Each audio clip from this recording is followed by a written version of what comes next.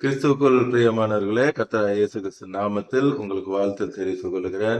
இந்த புதிய நாளிலும் அப்பா உங்களை புதிய நன்மையினாலும் கிருபைகளினாலும் உங்கள் ஒவ்வொருவரையும் ஆசீர்வதிப்பாராக. இன்னைக்கும் அப்பா உங்களோடு கூட பேச போகிற வார்த்தை எபிரேயர் 2 வசனம். Hebrews 2nd chapter verse 18. ஆதலால் அவர் தாமே சோதிக்கப்பட்டு பாடுபட்டதினாலே அவர் சோதிக்கப்படுகிறவர்களுக்கு உதவி செய்ய வல்லவராய் இருக்கிறார். அப்பா சொல்றாங்க, அவர் தாமே சோதிக்கப்பட்டு பாடுபட்டதினாலே சோதிக்கப்படுகிறவர்களுக்கு உதவி செய்ய வல்லவராய் இருக்கிறார். இந்த காலையின் நேரத்துல அப்பா சொல்றாங்க, நீங்க அநேகர் நினைச்சு கொண்டிருக்கலாம், எனக்கு ஏன் இந்த சோதனை, எனக்கு மட்டும்தான் இந்த சோதனை, மத்த எல்லாம் நல்லா தானே இருக்கிறாங்க, ஏசப்பாவை தேடுற நான் மட்டும்தான் கஷ்டப்படுறேன் அப்படின்னு நீங்க நினைக்கிறீங்க. ஆனா அப்பா சொல்றாங்க, உங்களுக்கு முன்னாடியே அப்பா அந்த சோதனை எல்லாவற்றையும் அனுபவிச்சிட்டாங்க. இந்த பூமியில இருந்த அந்த 33 ஆண்டுல அப்பா எல்லா சோதனைகளையும், நம்ம சுமக்க வேண்டிய எல்லா சோதனைகளையும் அவர் சுமந்துட்டார். எல்லாவற்றையும் அவர் கல்வாரி சிலுவையில் என்ன பண்ணிட்டாங்க, சுமந்துட்டாங்க. உங்களுடைய சோதனைகள் எல்லாவற்றையும் அப்பா கிட்ட இந்த காலை நேரத்துல ஒப்பு கொடுத்துருங்க. அப்பா எல்லாவற்றையும் அவர் சோதனைகளை ஏற்றுக்கொண்டு அவருடைய சமாதானத்தையும் சந்தோஷத்தையும் உங்களுக்கு தருவார். அவர் சோதிக்கப்படுகிறவர்களுக்கு உதவி செய்ய வல்லவராய் இருக்கிறார். அவர் உங்களுக்கு உதவி செய்வார். எல்லா சோதனைகளிலும் அப்பா உங்களுக்கு உதவி செய்வாங்க. பிசாசு தந்திரமா சோதனையை கொண்டு வருவான்.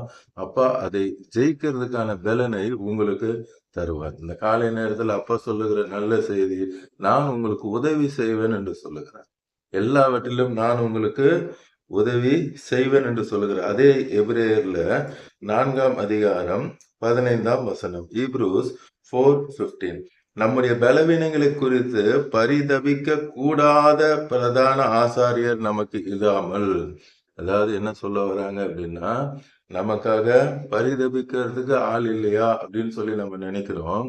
நமக்கு ஒரு பிரதான ஆசாரியர் ஏசப்பா இருக்காங்க. அவர் பரிதபிக்க கூடாத பிரதான ஆசிரியரா இல்லைங்க. அவர் எல்லா விதத்திலும் நம்மை போல் சோதிக்கப்பட்டும், நம்ம இன்னைக்கு பட்ட எல்லா சோதனைகளும் அவர் ஆல்ரெடி எல்லாவற்றையும் பெற்றுக்கொண்டார். சோதிக்கப்பட்டும் பாவம் இல்லாதவராய் இருக்கிற பிரதான ஆசாரியரே நமக்கு இருக்கிறார். இவ்வளவு நல்ல அப்பா இல்ல, பாவம் இல்லாத பிரதான ஆசாரியர். ஒரு மொபைல் போன் வாங்கினா கூட இன்னைக்கு எவ்வளோ கடை ஏறி இறங்குறாங்க, அதுல இருக்க ஸ்பெசிபிகேஷன்ஸ் பாக்குறாங்க, எல்லாம் பாக்குறாங்க. நம்ம ஒரு கடவுளை தேர்ந்தெடுக்கும் பொழுது அவர் எப்படிப்பட்டவராய் இருக்கணும்னு ஃபர்ஸ்ட் நமக்கு தெரியணும். இங்க சொல்றாங்க, பாவமே இல்லாத பரிசுத்தமான பிரதான ஆசாரியர் நமக்கு இருக்கிறார். எவ்வளவு நல்ல அப்பால, பரிசுத்தமான தேவன், பரிசுத்த தேவன். அல்லேலூயா. அடுத்து அதே எபிரேயர் 7 வசனம். Same Hebrews 7:26. அப்பா சொல்றாங்க மீண்டும், பரிசுத்தரும். திருப்பி என்ன சொல்றாங்க, அப்பா பரிசுத்தம் உள்ள தேவன், பரிசுத்தரும் குற்றமற்றவரும். அவர் மேல குற்றமே கிடையாது. குற்றமற்றவரும் மாசில்லாதவரும் பாவிகளுக்கு விலகினவர். பாவிகளுக்கு என்ன பண்ணாரா, விலகி இருக்கிற நம்முடைய அப்பா. அவ்வளவு பரிசுத்தம் உள்ள அப்பா. சங்கீதம் 1:1 கூட நம்ம பார்ப்போம், துன்மார்களுடைய ஆலோசனையில நடக்கவே கூடாது. அவங்க பாவின்னு தெரியுதா, அவங்க வழியில நம்ம நிக்கவே கூடாது. பரியாசக்காரர் உட்கார இடத்துல உட்கார்ந்து கோல் சொல்றது, புறம் பேசுறது, தேவையில்லாத காரியங்களை பேசி கொண்டு இருக்கிறது எல்லாம் இருக்கவே கூடாது. வீணான வார்த்தைகளை குறித்து நியாய தீர்ப்பு நாள்ல கணக்கு ஒப்புவிக்கணுமா. கெட்ட வார்த்தைகள் அல்ல, வீணான தேவையில்லாத பேசின வார்த்தைகளுக்கு நியாய தீர்ப்பு நாள்ல கணக்கு ஒப்புவிக்கப்படணும். மத்தேயுல அப்பா சொல்லியிருக்காங்க.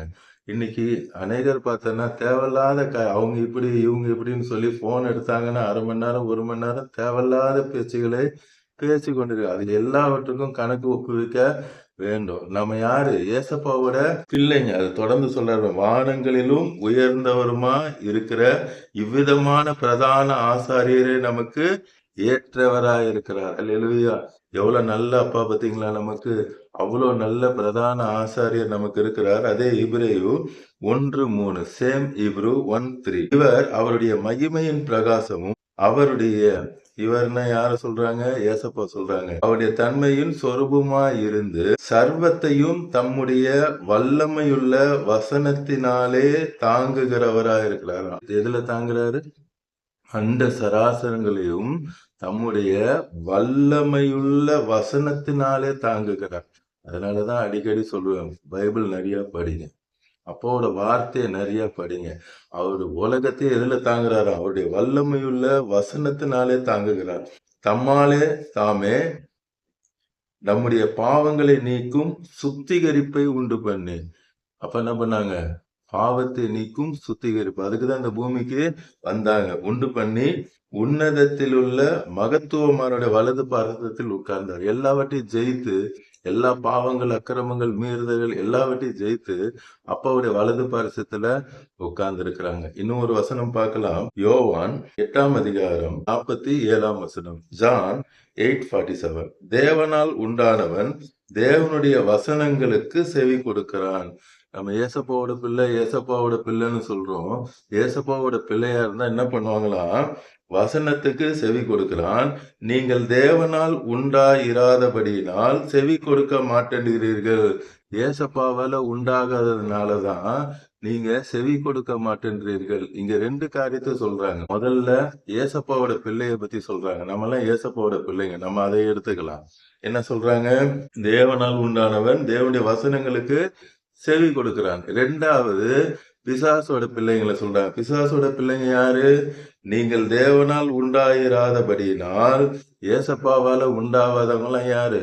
பிசாசுடைய பிள்ளைகள். உண்டாகாதபடினால் அப்பாவோட வசனத்துக்கு என்ன பண்ண மாட்டாங்களா? செவி கொடுக்க மாட்டேன்றீர்கள். அப்பாவோட வசனத்தை படிக்கணுங்க. அப்பாவோட வசனத்தை படிக்கலனாலே ஆட்டோமேட்டிக்கா மேற்படியானவன் அந்த பிசாசு வந்துருவான். முன்னாடி வசனம் பாருங்க, 46. என்னிடத்தில் பாவம் முன்னென்று உங்களில் யார் என்னை குற்றப்படுத்த கூடும்? அப்பா சேலஞ்சு பண்ணி சொல்றான். யாராவது ஒருத்தர் என்கிட்ட பாவம் இருக்குன்னு சொல்ல முடியுமா? சுத்திரம். அவருடைய பிள்ளையான நாம எப்படி இருக்கிறோம்? அதே சேலஞ்சோட சொல்லணும். என்னிடத்துல ஏதாவது ஒரு பாவம் இருக்கு சொல்லு பாருன்னு சொல்லி சேலஞ்சு பண்ணணும். இதுவரை வாழ்க்கை எப்படி போனாலும் அப்பாவுக்கு கவலை இல்லை. இன்னைக்கு அப்பாட்ட ஒப்பு கொடுத்து உங்க ரத்தத்தால கழுவுங்க, பரிசுத்தப்படுத்துன்னு கேட்கும்போது அவர் பரிசுத்தப்படுத்த வல்லமை உடையவரா இருக்கிறார். அடுத்து சொல்றாரு பாருங்க, நான் சத்தியத்தை சொல்லி இருக்க அப்பாவுடைய வார்த்தையை சொல்லி இருக்கிறாரு. நீங்கள் என்னை விசுவாசிக்கிறதில்லை. அப்ப எவ்வளவு அருமையா சொல்றாரு பாருங்க. நீங்கள் என்னைனா எதை சொல்றாரு? சத்தியத்தை, வார்த்தையை விசுவாசிக்கிறதில்லை. அப்பா கிளீனா சொல்றாங்க. அப்பாவை விசுவாசிக்கிறதுனா என்னது? வார்த்தை தான் அப்பா. வார்த்தை தான் மாம்சமாகி ஏசப்பாவா வந்தாங்க. அந்த வார்த்தையை விசுவாசிக்கிறீர்களா? அதான் கேக்குறாங்க. அந்த வார்த்தையை விசுவாசிங்க. அப்பா உங்களுக்கு கொடுத்திருக்கிற அந்த வாக்கு தத்தங்கள், பைபிள் அதிகமா படிங்க. படிக்கும் போதுதான் அப்பா உங்களோடு கூட பேசுகிற அந்த சத்தத்தை கேட்க முடியும். அப்பா உங்களுக்கு என்ன வாக்கு தத்தம் கொடுத்திருக்கிறார் என்பதை நீங்க கேட்க முடியும். நீ அநேக ஜாதிகளுக்கு கடன் கொடுப்பாய், நீயும் கடன் வாங்காதிருப்பாய். கர்த்தர் உன்னை வாளாக்காமல் தலையாக்குவார், நீ கீழாகாமல் மேலாவ. அப்பா சொல்றேன், என்ன விசுவாசிங்க, வார்த்தையை விசுவாசிங்க.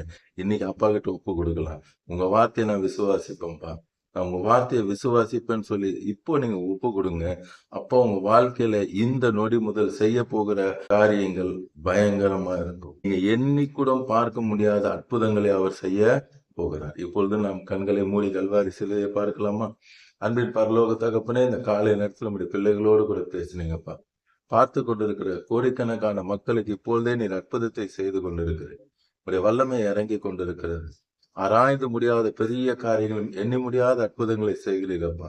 தேங்க்யூ ஜெஸ். இப்பொழுதும் பிசினஸ் செய்து கொண்டிருக்கிற உங்களுடைய பிள்ளைகள் பார்த்து கொண்டிருக்காங்கப்பா. என் பிசினஸ்ல ஒரு முன்னேற்றமே இல்லை, நான் சேர்த்து வைத்திருந்த பணமெல்லாம் இந்த பிசினஸ்ல அழிந்து போகிறது என்று சொல்லி வேதனையோடு கூட பார்த்து கொண்டிருக்காங்க. அப்பா சொல்றாங்க, என் வார்த்தையை பேசுங்க.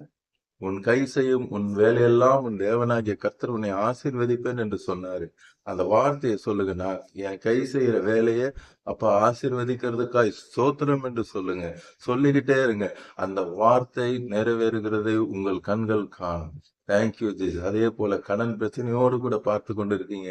எவ்வளவுதான் இன்னும் நான் கடன் வாங்கி செய்யறது எனக்கு ஒன்றும் புரியலையே, இதுல எனக்கு ஒரு விடுதலை வராதா என்று சொல்லி பார்த்து கொண்டு இருக்கீங்க.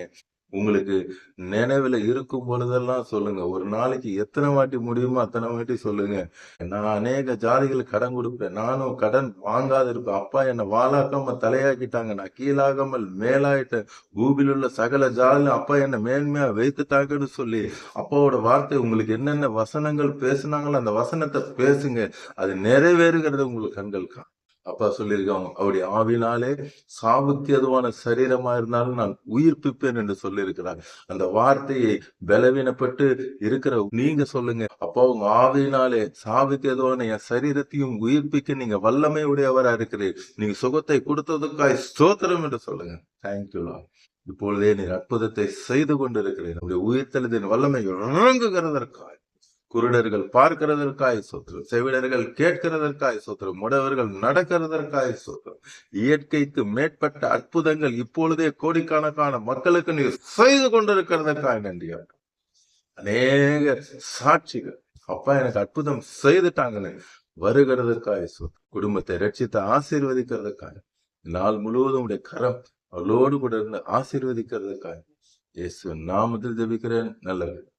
ஆமென், ஆமென். தொடர்ந்து பாருங்க, அப்போட வார்த்தையை கேளுங்க, அநேகருக்கு ஷேர் பண்ணுங்க. எல்லோரும் ரட்சிக்கப்படட்டும், ஆசீர்வதிக்கப்படட்டும். God bless you. Praise the Lord.